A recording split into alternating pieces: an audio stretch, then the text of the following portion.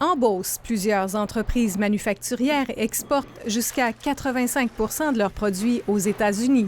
Ici, chez Cam-Nord, la moitié du chiffre d'affaires de 250 millions est réalisé chez nos voisins. C'est toujours des choses qui nous préoccupent. Des tarifs, s'il y en a, c'est sûr que ça nous rend moins compétitifs aux États-Unis. Ces structures de métal fabriquées ici servent à construire des écoles et des bâtiments dans les États du nord des États-Unis. Donald Trump a promis de rehausser les tarifs des produits qui franchissent la frontière américaine.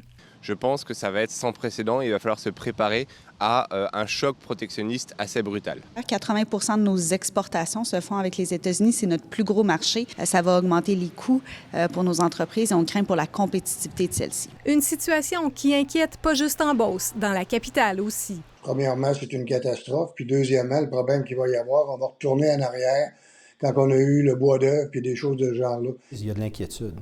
Pensons à Exfo. Pensons à Exfo dans le domaine des télécommunications. Pensons à l'Edartec, qui a des logiciels de conduite autonome pour les véhicules produits aux États-Unis. Là, on parle d'un carnet de commandes qui diminue. On parle de potentielle perte d'emploi dans la région. Mais certains observateurs sont plus optimistes. Alors, les économies étant tellement intégrées, les Américains ont une marge de manœuvre qui est quand même pas si grande que ça pour couper la frontière, couper les liens économiques. Ils ont trop besoin de nous dans trop de chaînes d'approvisionnement. D'ailleurs, chez Cam-Nord, on a déjà fait face à une hausse de tarifs douaniers. Il faut se rappeler, en 2018, il a quand même imposé 25 de tarifs pour nos produits qui s'en allaient aux États-Unis. Et avec la défense de nos gouvernements, puis l'Institut canadien de la construction en acier, tous ces tarifs-là ont été abolis et complètement remboursés.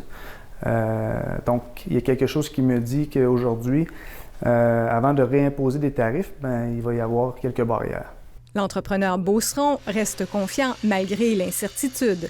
Il espère que les mesures protectionnistes ne seront pas aussi brutales qu'annoncées et que les élus canadiens seront là pour négocier.